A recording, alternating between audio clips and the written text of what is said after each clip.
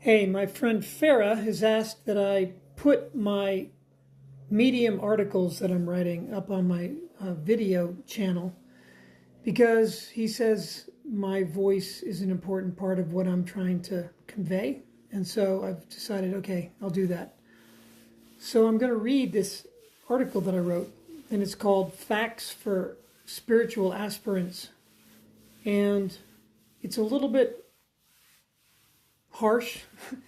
I say it's a little bit of tough love that I'm trying to give to spiritual aspirants, maybe shake them up a little bit, because I don't think I'm doing anybody a favor who is doing something that doesn't really serve them fully.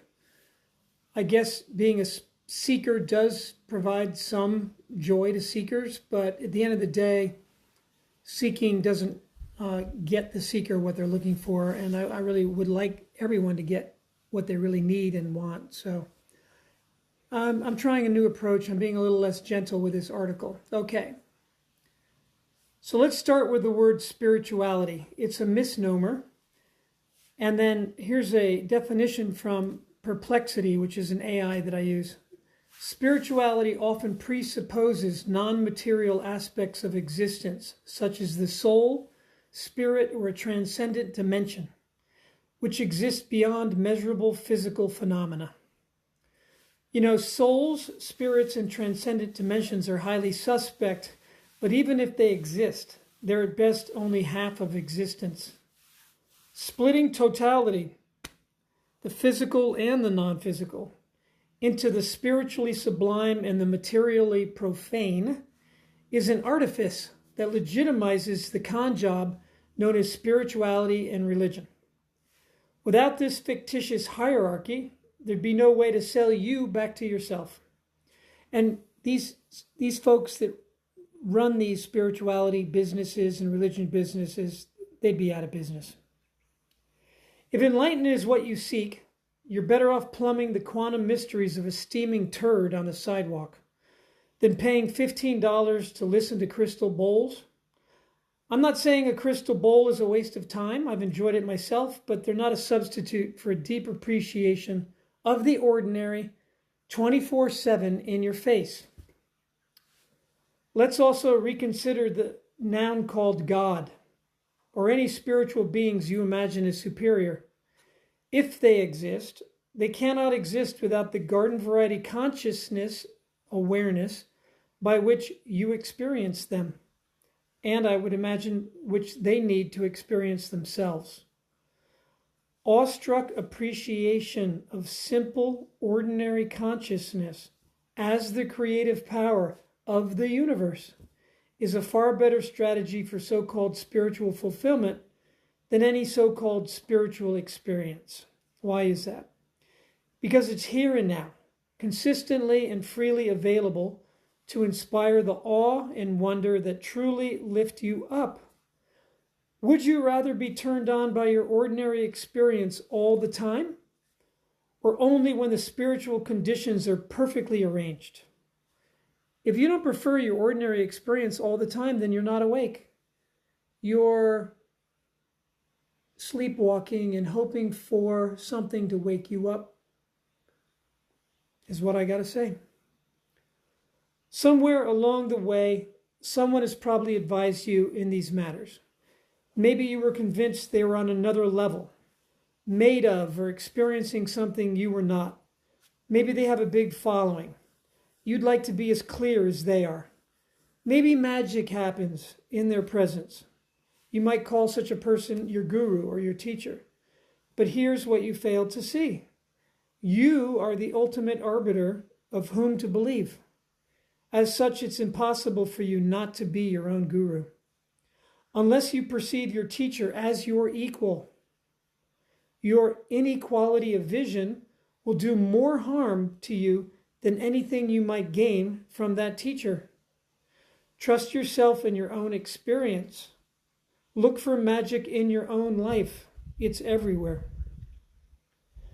The most important concept I picked up in a 20-year quest to understand my spiritual awakening, an experience I had where I had a little meltdown, okay, was that God, for lack of a more corrupted word, is not a noun.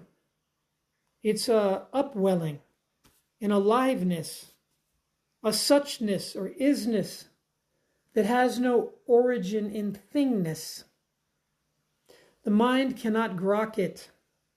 It's not bound by the 3D space continuum, time-space continuum. Every moment your mind spends in contemplation of God as a noun is a moment you aren't experiencing yourself as being itself. Recognize that your brain is not the instrument by which you will win this quest. It may need its conceptual pound of flesh or two to grasp its own limitations, but your attachment to your powers of knowing have got to give way to your feeling heart, as it is the only place you'll ever experience yourself fully. Let's say you're one of the lucky ones who avoids all the spiritual traps, or doesn't, but still has a transcendent spiritual awakening. What does that look like?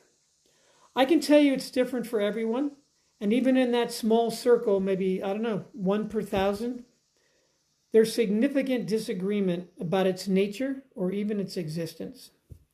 There are people who've seen through personhood, who insist there is nothing beyond the physical world, DNA, and biological systems. Others, like myself, are certain they are lived by an all-saturating, mysterious awareness that seems to be taking care of them. A large number simply acknowledge they don't know, and they find relief in this not knowing. Most agree on some things, and those make a huge difference in their lives. One of the biggest is healthy skepticism about free will, as most assume it. They might not completely dismiss free will, but they recognize they have virtually no control over outcomes, and giving up the pretense of their own free will and control is liberating. That's a big part of what people get from their spiritual experience, no free will. They've seen through the fallacy of making things happen. It's not that things don't get done, but they don't require the formally assumed doer called me to get it done. Life happens as a mysterious cosmic symphony, and they've surrendered to the symphony as opposed to the personal agency. Some see evidence for predetermination, and some don't. The way I see it, everything is always in a superposition and could go any way. But once it goes some way, you could, if you had enough computing power, see that it was inevitable. I don't know what to call that. Is that predetermination or fate or what? In the moment of experience, there's no telling, but afterwards you can see it had to happen. The lives of the awakened are lived across a spectrum of functionality, physical and emotional wellness, prosperity, relational bliss or lack thereof, and depression. Some wise ones see no correlation between the facts of their ordinary existence and the authenticity of their awakening. They'll tell you a murderer can be awake. They might be right, but I struggle to believe it. Knowing others are myself, it's easy to treat them as I would want to be treated and difficult not to.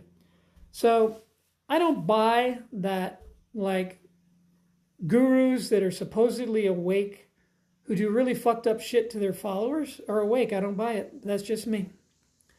As one who did not seek or deserve the gift of awakening, I can tell you that I have no interest in it if it didn't make me happier and more functional. Happiness and functionality are my gods. If praying to a salt crystal and purple light constantly delivered, I'd be praying to salt crystals. And if such things work for you, I advise continuing. But most people bullshit themselves. They claim enlightenment, but suffer in the same ways as they did before enlightenment. I do very rarely still suffer, but if there were not a palpable difference in the quality of my life for all of this intention I've invested, I'd have moved on 20 years ago. That's just me. So I do feel that most suffering is optional, and that people who are teachers or claim to be awake and continue to suffer in all different kinds of ways about all different kinds of things, that doesn't look like awakeness to me. It looks like the ordinary human condition. The bottom line is that living your life from an awakened perspective comes down to remembering or forgetting what you are.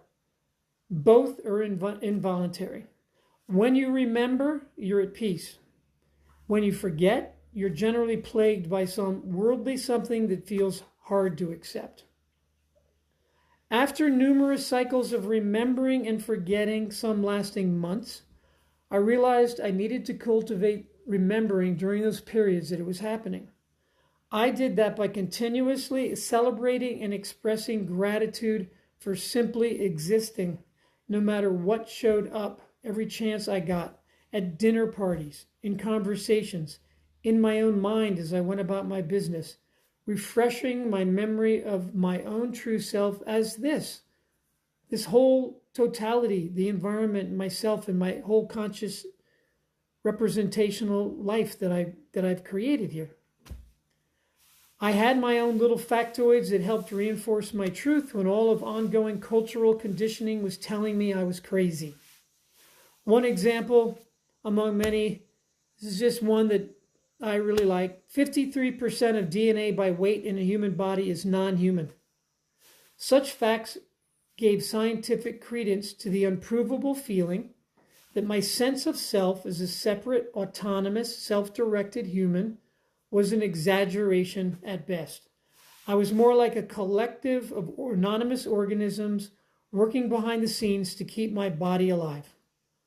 Another example, experiments where scientists could see what someone would decide a full 4 seconds before they decided it. That punched a hole in the idea of my conscious self as the ultimate decider. Or collisions in particle colliders where matter could be seen arising from nothing. And the slit experiment where observation affected outcomes. I didn't just believe some handed down spiritual truth. I did not even fully trust my own profound spiritual awakening. I looked for evidence, not just in science, but in my life.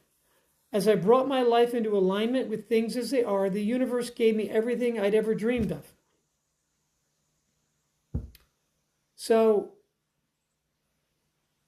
I think that you ought to trust yourself and your life, and I don't think you want to bullshit yourself, so I think you should find some scientific facts to support that your concept of yourself as a separate person with free will and essentially a physical person with a storyline, and all of that being pretty much all that you are, instead of the entirety of everything happening all the time and the environment that you're seamless with.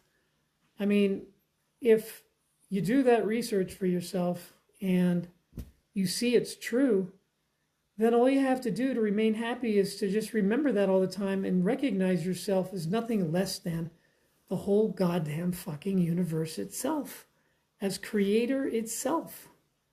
And if it doesn't make you happy to be that, then I can't help you. I'm thrilled to be that. I'm so much more thrilled to be that than I was to be limping along as this separate trip trying to make it happen all the time.